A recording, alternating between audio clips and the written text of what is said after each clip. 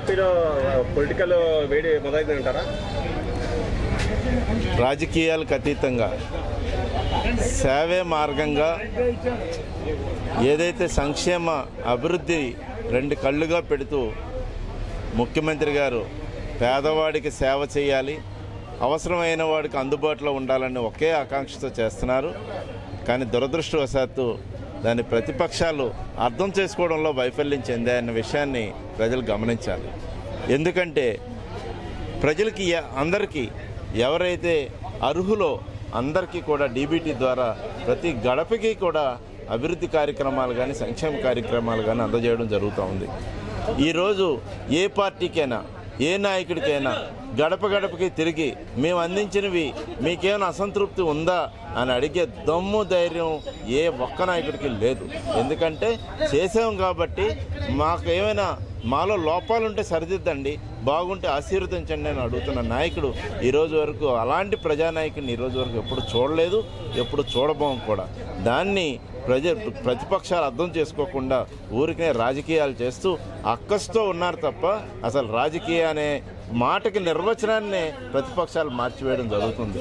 అసలు రాజకీయం అంటే ప్రజా సంక్షేమం, రాజకీయం అంటే ప్రజల తాలూకా రాష్ట్రాభివృద్ధి, ప్రతి పేదవాడికి భోజనం పెట్టేది రాజకీయం తప్ప ప్రతి వాడికి కడుపు కొట్టి ఎదుటి వ్యక్తుల్ని పెద్దందారి పెట్టుబడిదారి వ్యవస్థను ఆదుకోవడం రాజకీయం అని వీరికి ఎవరు ఇచ్చారో ఈ డెఫినేషన్ అర్థం కాలేదు. కానీ చంద్రబాబు నాయుడు కానీ ఏదైతే పవన్ కళ్యాణ్ కానీ విమర్శిస్తున్న తీరు కానీ వాళ్ళ వ్యవహార శైలి కానీ ప్రజల్ని ఇంకా దూరంగా చేసే విధంగా వాళ్ళు ఉన్నాయి.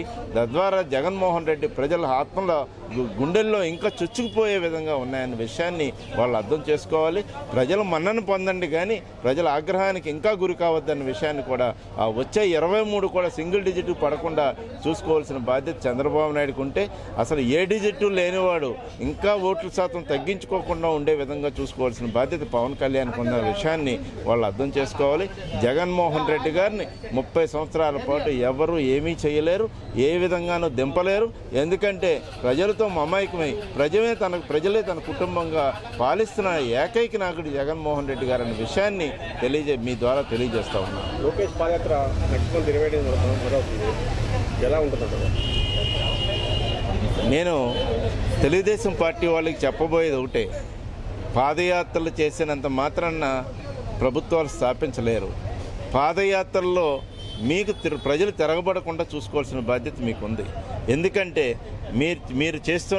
మీరు ఏదైతే ఈ పాలకపక్షం మీద ప్రభుత్వం మీద చేస్తున్న విమర్శలు ఎలాగుందంటే ప్రజలకు వ్యతిరేకంగా ఉంది, ప్రజాభిప్రాయానికి వ్యతిరేకంగా ఉంది. అంతేకాకుండా మీరేం చేస్తున్నారో ఏం చెయ్యాలనుకుంటున్నారో మీరు చెప్పట్లేదు. చేసిన వాటి మీద విమర్శించడం వేస్ట్. ఏదైనా చెయ్యాలనుకుంటే మేము వస్తే ఇది చేస్తామని చెప్పండి తప్ప ఊరికనే చేసిన వాటిని విమర్శిస్తే దానివల్ల మీకేం ఉపయోగం ఉండదు. నేననేది ఏదైతే మీరు పాదయాత్ర చేపట్టారో ఇది ప్రజలకు ఉపయోగపడే యాత్ర అయి ఉండాలి తప్ప ప్రజల్ని ఇబ్బంది పెట్టే యాత్ర కాకూడదు. ఒక మీటింగ్ పెడితేనే 30 అడుగుల రోడ్లో 8 మందిని మీరు పొట్టను పెట్టుకున్న నేపథ్యం ఇది. పాదయాత్రలో ఇన్ని వేల కిలోమీటర్లు నడిచేటప్పుడు ఇంకెన్ని సంఘటనలు జరుగుతాయో, ఇంకెంతమందికి ఇబ్బంది పెడతారో ప్రతి వాళ్ళు కూడా ఆందోళనగా ఉన్నారు. రాబోయే కాలంలో అలాంటి సంఘటనలు జరగకుండా పాదయాత్రను జాగ్రత్తగా చేపట్టవలసిన బాధ్యత వారికి ఉంటే, వాళ్ళని నియంత్రించవలసిన బాధ్యత పోలీసు యంత్రాంగానికి కూడా ఉందన్న విషయాన్ని మేము తెలియజేస్తా ఉన్నాం.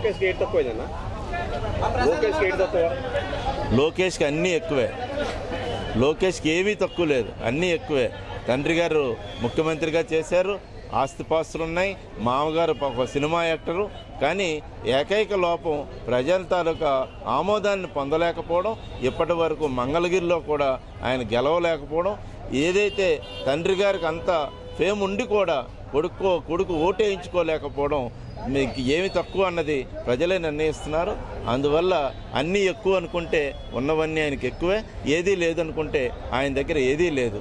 రాజకీయ నిరుద్యోగి, రాజకీయంగా చాలా వెనకబడిన వాళ్ళు ఎవరైనా ఈ రాష్ట్రంలో ఉంటే ఒక్క లోకేష్ గారు అనే విషయాన్ని తెలియజేయక తప్పదు. పవన్ కళ్యాణ్ 2 చోట్ల పోటీ చేసి ఒక చోట గెలలేపాడు. మరి ఎందుకు పవన్ కళ్యాణ్ అంత క్రేజీ? పవన్ కళ్యాణ్ అంటే పవన్ కళ్యాణ్ గెలవాలి అంటే ఆయన పంతా మార్చుకోవాలి. కులాన్ని అడ్డు పెట్టుకున్నంత మాత్రాన్ని ఓట్లు రావు. ఏదైతే పవన్ కళ్యాణ్ 2 సార్లు ఓడిపోయినా ఆయన తాలూకా విధానాన్ని మార్చుకోకపోవడం దురదృష్టకరం. ఇది సినిమా ఫీల్డ్ కాదు, ఏదో డైలాగులు వేసి చెప్పులు చూపిస్తే ఓట్లు పడవు. ప్రజలకు ఏం చేస్తామో చెప్పాలి, నువ్వు వస్తే ఏం చేస్తామో చెప్పాలి. అందులో ఏదైతే నువ్వు తెలుగుదేశంతో చేతులు కలుపుతున్నావో అదే నీకు పెద్ద మైనస్. తెలుగుదేశంతో కలిపి ప్రజలు ఆల్రెడీ తెలుగుదేశం తిప్పి కొట్టారు, వెనక్కి తిప్పి పంపించిన పార్టీని పట్టుకొని నువ్వు మళ్ళీ వాళ్ళతో పాటు నేను వస్తానంటే ప్రజలు నీకు ఎలాగో ఆమోదం తెలియజేస్తారు. ఇక ఎప్పుడు నీకు దమ్ముంటే 175 నియోజకవర్గాల్లో నుంచో నువ్వు ఎన్ని గెలిచి చూపిస్తావో చూపించు, అంతే తప్ప పక్కవాడి సీట్లో కూర్చొని నువ్వు డ్రైవింగ్ చేయొద్దన్న విషయాన్ని మీకు తెలియజేస్తాను. చిరంజీవి గారు రాజకీయాలను ఆల్రెడీ విడిచిపెట్టడం జరిగింది. ఆయనకి రాజకీయ ఇంట్రెస్ట్ లేదు. రెండోది, పవన్ కళ్యాణ్ని చిరంజీవి గారు అంత గుడ్డిగా నమ్ముతారని కూడా నేను అనుకోవట్లేదు. ఎందుకంటే ఆయన చక్కటి జీవితాన్ని, ఆయన హ్యాపీగా ఉన్నారు, ఆయన సినిమాలు సక్సెస్గా ఉన్నాయి. ఆయన ఈ ప్రజా ఆగ్రహానికి గురికారన్న విషయాన్ని మీ ద్వారా తెలియజేస్తున్నాను. వైసీపీ నాయకులు తెల్లారు లెగిస్తే పవన్ కళ్యాణ్ గురించి తిట్టమని కామెంట్ చేస్తుంటారు, ఎందువల్ల? వైసీపీ నాయకులు పవన్ కళ్యాణ్ని కామెంట్ చేయడానికి కారణం ఏంటంటే తెలుగుదేశం పార్టీ పూర్తిగా ఏదైతే ప్రతిపక్ష హోదాని కోల్పోయింది, ప్రతిపక్షంలో తెలుగుదేశం ఉండడానికి వేస్ట్ అనే విషయాన్ని వైఎస్ఆర్ కాంగ్రెస్ పార్టీ గుర్తించింది. కాబట్టి ఏదైనా కాస్త కూస్తే ఏదైనా మాట్లాడితే పవన్ కళ్యాణ్ మాట్లాడుతున్నాడు కాబట్టి పవన్ కళ్యాణ్నే మేము విమర్శిస్తున్నాం. అంతా తప్పించి మా గురించి మాట్లాడకపోయిన వాడి గురించి మేము మాట్లాడాల్సిన అవసరం మాకు లేదన్న విషయాన్ని మీ ద్వారా తెలియజేస్తాం. ఫైనల్ చెప్పండి, వైసీపీకి రానున్న ఎలక్షన్లో ఎన్ని సీట్లు వస్తాయంటారు మీరు? 175 సీట్లు లక్ష్యంగా పనిచేస్తున్న పార్టీ వైఎస్ఆర్ కాంగ్రెస్ పార్టీ. ఇప్పటి వరకు 152 సీట్లు ఇచ్చారు. ఈరోజు మీకు ఇప్పుడే చెప్పున్నాను, మీకు ప్రతిపక్ష పాత్ర పోషించడానికి కూడా అర్హుడు కాడు అని చంద్రబాబు నాయుడిని మిగతా సీట్లు కూడా కలిపి 170 సీట్లు కూడా ఇచ్చి చరిత్ర సృష్టించబోతున్నారన్న విషయాన్ని మీ ద్వారా తెలియజేస్తారు. జగన్మోహన్ రెడ్డి 3 సంవత్సరాలు అయిపోయింది, 3 రాజధానులు, ఒక రాజధాని కూడా కట్టలేదు. మరి ఇందువరకు ఏమంటారు? 3 రాజధానులు, ఒక రాజధాని కట్టారా, 3 రాజధానులు కట్టారా? 5 సంవత్సరాలు పాలించిన చంద్రబాబు నాయుడు ఒక రాజధానికి ఒక రోడ్డు కూడా వేయలేపారు, ఒక వంతెన కూడా వేయలేపారు.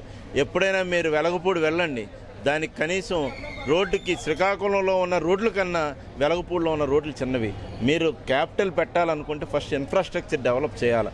ఇన్ఫ్రాస్ట్రక్చర్ డెవలప్ చేయకుండా నీ హైదరాబాద్ని విడిచిపెట్టి రమ్మనమని ఎవరు చెప్పారు? హైదరాబాద్ విడిచిపెట్టి వచ్చే ముందు సరి అయిన ఇన్ఫ్రాస్ట్రక్చర్ ఏర్పాటు చేసుకొని దీన్ని ఆ స్థాయికి రాష్ట్రంలో క్యాపిటల్ స్థాపించే స్థాయికి కానీ చూపించి అప్పుడు హైదరాబాద్ను విడిచిపెట్టడం మానేసి హైదరాబాద్ను అర్ధాంతరంగా విడిచిపెట్టి అక్కడ మనకి రావాల్సిన ఆదాయాన్ని మొత్తం విడిచిపెట్టేసి ఇక్కడికి వచ్చి కొత్తగా కడతామని చెప్పి మొదలుపెట్టి దీన్ని పూర్తి అసంపూర్ణంగా విడిచిపెట్టి